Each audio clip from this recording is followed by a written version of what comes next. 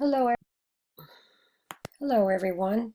Maureen Curry back again. I just want to say we'll be starting week 3 this coming Monday, and I would like to go over the next topic we're going to cover. Last week we worked on ancient Rome, and we looked at the engineering ability of the ancient Romans to build large dome-covered spaces, the use of concrete, and the ability of the different structures that they could build with these different materials. Also, we looked at the Roman domus, the private home of the Roman citizens. We looked at the spaces there. We looked at how the interior walls were decorated with frescoes. We studied the 4 different styles of Roman wall decorations, and we also applied it to how we decorate our walls today. So as we move on in week 3, we're going to see the Roman Empire is going to gradually become more Christianized, and the ways the pagan practices of the past will be pretty much absorbed by the Christian faith. It starts with Constantine, but other Roman emperors, as you will see, will expand Christianity throughout the empire. One thing I want to show you about the architecture is to be aware of the basilica form. The Roman basilica form very rapidly becomes utilized for Christian purposes. Constantine was a great building Roman emperor who did buildings, but he builds a lot of churches, as we'll see now. Here's the Colossus head of Constantine shown here. There will be a video to watch in this particular page, but just remember you have to learn about the basilica this week, how it's a long rectangular space, the main central aisle. It was used in the Roman Empire for the emperors to process through, and now it will become the building for Christian churches.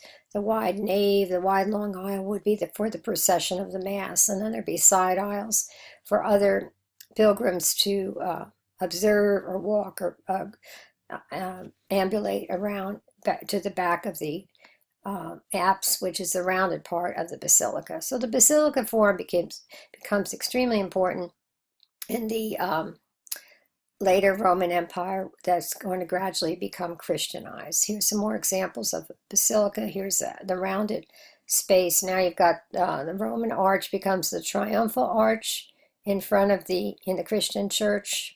So you've got the basilica form with the wide nave, the wide aisle for processions. You have the triumphal arch that defines the sacred space, the apse, where the altar will be.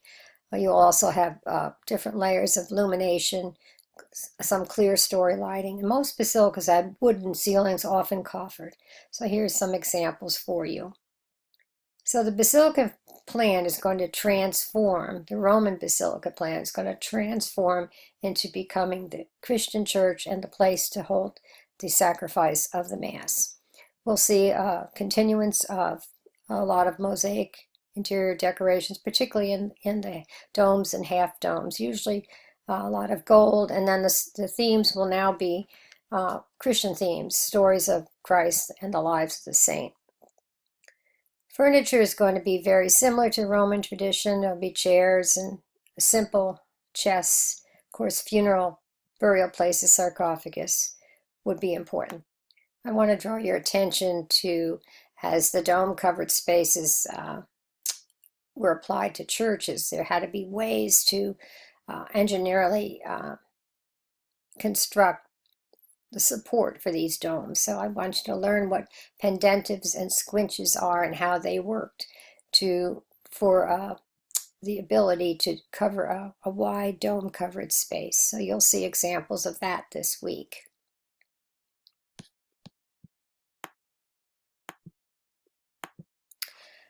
I want to point out that there's no discussion assignment this week. But there's a long list of terms which will be the written assignment. And the purpose of knowing all these different terms, terminology, architectural functions, different motifs, once you go through this assignment with these terms, you will be completely prepared to take the exam 1 in the following week. So Remember, there's no discussion board, but you have a very large written assignment, so that'll take some time to go through and answer those and submit the written assignment by next Saturday. Many of these terms you've had before, so they should just be a refresher. I want you also to be thinking about planning a museum visit. There is a museum research project, so maybe be looking for a museum that might be open, or a historic house, or some place you can see ancient Roman artifacts or Egyptian works of art, anything that would fall in the period that we're covering, from ancient to up to the Industrial Revolution. So you have lots of styles you can pick from. So just be aware that this week, no discussions, but a large written assignment, and be thinking about planning a museum visit. I will be asking the students to email me when they do find a house that's open. I prefer you do because of the virus situation. We will find a virtual alternative for you. So good luck. I hope you enjoy learning about the later early Christian period, later Roman Empire, and see how now things are going to be transformed in living conditions and religious and social and political practices. So good luck for week 3.